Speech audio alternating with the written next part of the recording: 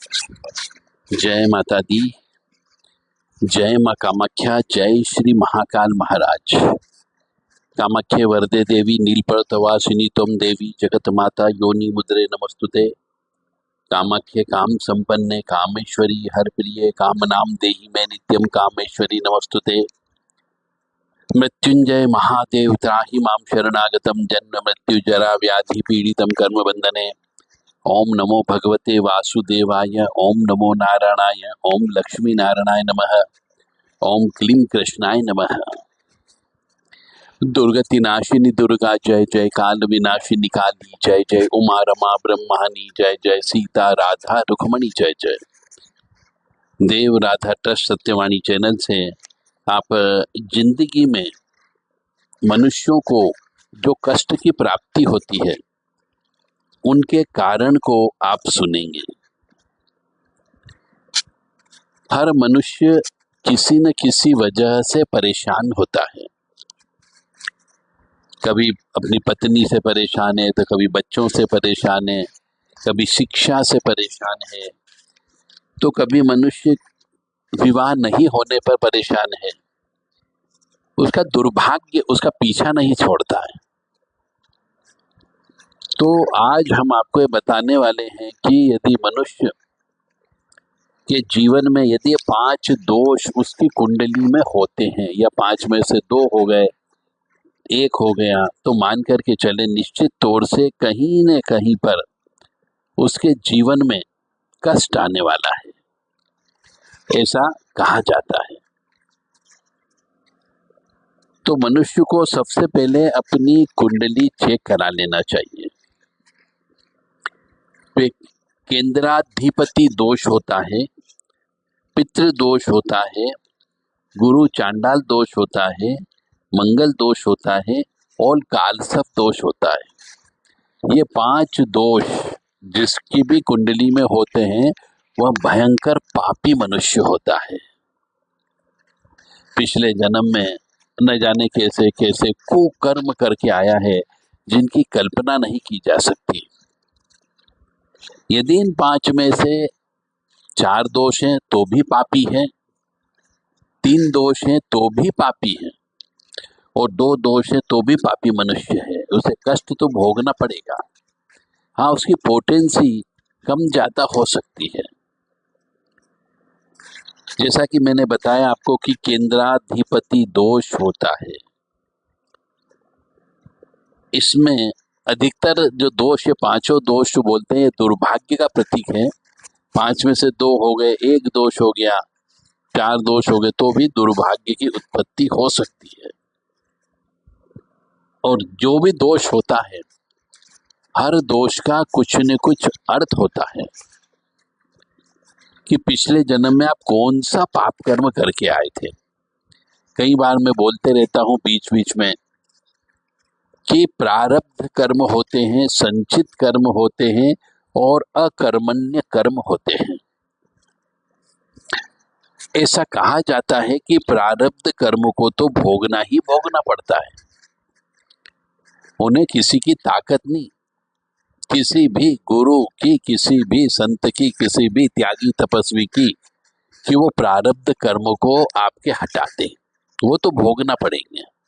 हाँ, संचित कर्मों का, वो पापों का नाश करवा सकता है आपसे, जो आगे आने वाले जीवन में जब भी उसमें से कष्ट की प्राप्ति होगी तो वो कष्ट नहीं होगा यदि आप इस जन्म में ईश्वर का नाम स्मरण कर लें, गुरु मंत्र का जप कर लें, कोई अनुष्ठान करा लें, कोई हवन करा लें, कोई यज्ञ कर लें, तो संचित कर्म के पापों को उठने के पहले ही हम काट सकते हैं, जला सकते हैं। नाम स्मरण से भी पापों का नाश हो सकता है। परंतु जो प्रारब्ध कर्म है, वो तो जो हमने बीज बोए थे कर्मों के, उससे पेड़ बन चुका है, उस पे फल आ चुके हैं, अब आपको खाना ही खाना है इस जन्म में। तो ऐसा कहा जाता है कि मनुष्य को प्रारब्ध कर्म तो भोगना पड़ेंगे, बस ये कि उनमें यदि 5 बार यदि आपको कष्ट भोगना है तो उसमें से आप 2 बारी भोगोगे। 3 बार का कष्ट इस जन्म में यदि आप कोई अनुष्ठान कर लेते हैं, पुण्य कर लेते हैं, या जिसकी वजह से ये पाप कर्म उठा उसकी शांति कर लेते हैं, तो उसकी पोटेंसी कम हो जाएगी। जैसे एक वृक्ष है, उससे आपको अभी कोई पाप कर्म स्वरूप कोई कड़वा फल प्राप्त होने वाला है, तो वो कड़वा फल आप 1-2 बार एक गसा खा करके फेंक सकते हो। परंतु कभी कभी ऐसा होता है कि ईश्वर कहता है कि तुझे पूरा फल खाना ही खाना है, कड़वा है तो क्या हुआ, खाना पड़ेगा। यदि आपने गुरु नहीं किया है तो, और गुरु मंत्र नहीं है, तो आपको वो फल पूरा खाना ही पड़ता है, भयंकर कष्ट भोगना पड़ते। और यदि गुरु किया हुआ है, गुरु मंत्र है आपके पास में, तो उसके जप से आप 1-2 गज से ही उस फल के खा करके बाकी फल को फेंक सकते हो। तो इतना प्रभाव पड़ जाता है गुरु मंत्र और गुरु करने से, गुरु दीक्षा लेने से। तो ये जो 5 दोष बहुत से मनुष्यों की पत्रिका में होते हैं पिछले जन्म के पाप कर्मों की वजह से। मैं बार बार पिछले जन्म के पाप कर्मों का इसलिए हवाला देता हूं कि कोई भी मनुष्य कष्ट नहीं भोगना चाहता है।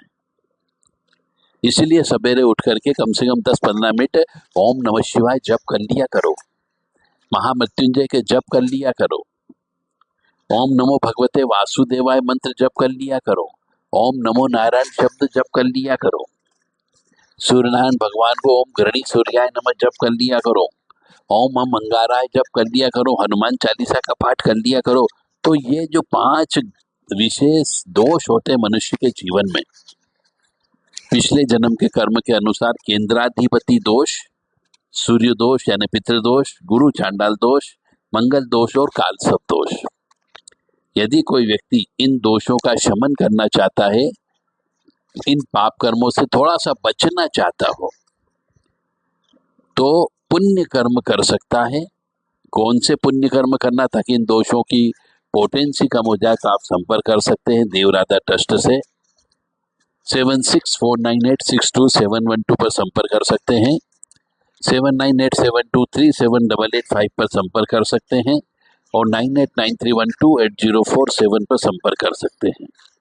ये व्हाट्सएप पर संपर्क करिएगा अपना पूरा नाम पता बताते हुए, ताकि आपको जीवन में जो कष्ट आने वाले उन कष्टों से कुछ हद तक बचाया जा सकता है।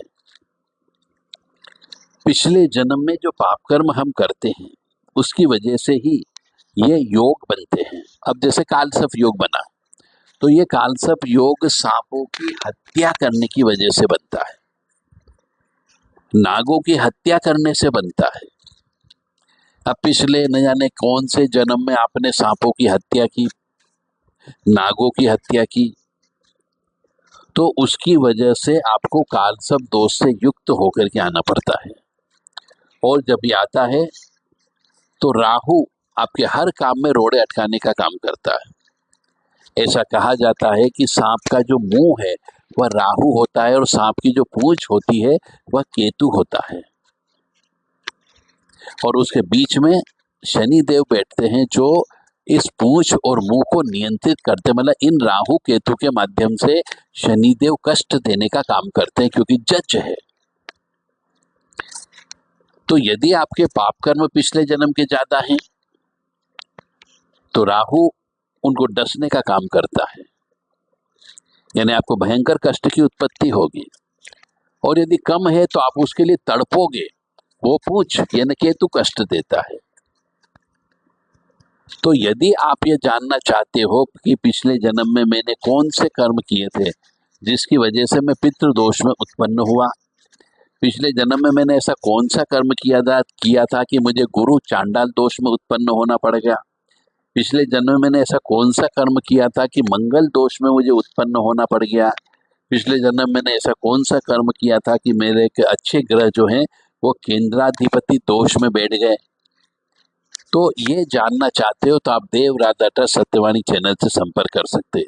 हम आपकी सहायता के लिए बैठे हैं। हमारा उद्देश्य है कि हम भी सुखी रहें और आप भी सुखी रहो, जो हमसे जुड़े हुए हैं वह भी सुखी रहे। ऐसी कल्पना के साथ देवराधा ट्रस्ट चल रहा है और चलता रहेगा। यदि आप उज्जैन में पूजा कराना चाहते हैं, जो तीर्थ स्थान है, यदि आप कामाख्या में पूजा कराना चाहते हो, जो महामाई भगवती का सबसे बड़ा स्थान है, या फिर नर्मदा की जी के किनारे उत्तर तट पर बुद्धनी में कोई अनुष्ठान कराना चाहते हो तो संपर्क कर सकते हैं। पहले से तारीख फिक्स करें और व्हाट्सएप के माध्यम से ही संपर्क करें।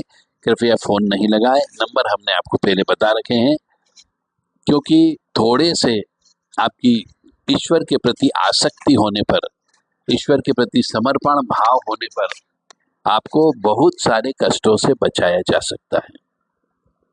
संचित कर्म, जो पाप कर्म है, संचित कर्म जिनका अभी फल मिलने का समय नहीं आया है, उनको आप भगवान नाम स्मरण से उनको जला सकते हो, अनुष्ठान करके जला सकते हो। दुर्गा सप्तशती का अनुष्ठान करवा सकते हो, शिव जी का अनुष्ठान करवा सकते हो, भैरव जी का अनुष्ठान करवा सकते हो, श्री रामचंद्र जी का अनुष्ठान हो सकता है, हनुमान जी का अनुष्ठान हो सकता है। जैसा आपको कष्ट की प्राप्ति हो रही है उससे संबंधित अनुष्ठान करके उन पाप कर्मों को कम करके आप कष्ट से निजात पा सकते हैं। क्योंकि ये पूरी जिंदगी हमारी पिछले जन्म के अच्छे बुरे कर्मों के ऊपर आधारित है। किसी को बीमारी हो जाती है, किसी को रोग हो जाता है, किसी को शोक हो जाता है, किसी के पास धन की कमी होती है तो घर में क्लेश की उत्पत्ति होती है, किसी के यहाँ मारपीट होती है, किसी के यहाँ धन की कमी हो गई तो दरिद्रता नाम की देवी आ जाती है, कोई भजन भक्ति नहीं करता तो अशांति ज्यादा रहती है, कोई शराब पीता है, सट्टा जुआ खेलता है तो धन की कमी हो जाती है, तो घर में अशांति उत्पन्न हो जाती है। कई बार कोई कर्म हमने नहीं किया उसके बावजूद भी हमारे ऊपर आरोप प्रत्यारोप लग जाते हैं, बदनाम हो जाते हैं। तो ये सब पिछले जन्म के पाप कर्मों का फल होता है। तो भगवान का नाम लें और अपने पाप कर्मों को यदि कम करना चाहते हो तो देव राधा ट्रस्ट सत्यवाणी चैनल पे संपर्क कर सकते हैं। यदि आपकी कुंडली में जो लग्न चार्ट होता है उस लग्न चार्ट में केंद्र स्थान यानी कि 1, 4, 7, 10 भाग में यदि शुभ ग्रह बैठे हुए तो मान के चलो वो अच्छा फल नहीं देते हैं, उनकी भी पूजा पाठ करना होती है।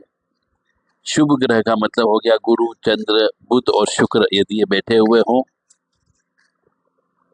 यानी लगन से चौथे भाव में, लगन से 7वें भाव में, लगन से 10वें भाव में कोई भी शुभ ग्रह बैठा हो तो वह दोषपूर्ण स्थिति वाला हो जाता है। यदि कोई पापी ग्रह बैठा है तो उस पर केंद्राधिपति दोष नहीं लगता है। यदि आपकी कुंडली में सूर्य राहु एक साथ कहीं पर भी बैठा हो तो भी पितृ दोष लग जाता है। और गुरु के साथ राहु बैठा हुआ हो तो उसे गुरु चांडाल योग कहते हैं। यह भी दोषपूर्ण होता है, यह मनुष्य को पागलपन की ओर ले जा सकता है। और यह यदि युक्ति लगन से, लगन में या लगन से 5वें नंबर पे या लगन से 9वें भाव में यदि बैठा हो तो बहुत खतरनाक होती है। मंगल दोष हो, कुंडली में ऐसे लिखा भी रहता है, दिख भी जाता है, नहीं हो तो आप जांच करवा लें। तो इस प्रकार से मंगल दोष, कालसर्प दोष, गुरु चांडाल दोष, पितृ दोष और केंद्राधिपति दोष, यदि ये 5 दोष में से कोई भी दोष है तो जितनी जल्दी हो सके आप उपाय करवा लें। यदि उपाय करने वाला आपको अच्छा पंडित मिल जाता है, प्रकांड पंडित मिल जाता है तो उनसे करवा लें, स्थानीय आधार पर या फिर तीर्थ स्थान में जाके करवा लें। या फिर आप यदि कोई पंडित नहीं मिलता हो जो अच्छे विधि विधान से पूजा कर सकता हो तो आप देव राधा ट्रस्ट सत्यवाणी चैनल से संपर्क कर सकते हैं। जय माता दी, जय माँ कामाख्या, जय श्री महाकाल महाराज।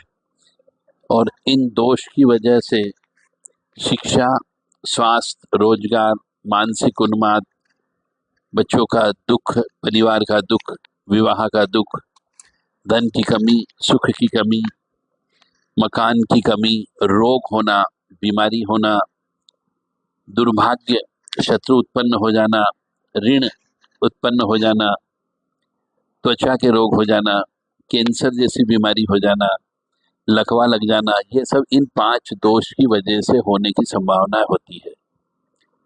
यदि किसी को ऐसी बीमारी अभी लग भी गई हो तो इन दोषों की पूजा करके उस बीमारी की पोटेंसी को कम कर सकते हैं। जय माता दी, जय मां कामाख्या। देव राधा ट्रस्ट, सत्यवाणी चैनल सदैव आपके सुख के लिए, कि आपको कष्ट कम से कम आए, इसके लिए आपको उचित मार्गदर्शन देते रहता है, आगे भी देता रहेगा। ऐसी हम मां भगवती जगत जननी से प्रार्थना करते हैं। जय माता दी।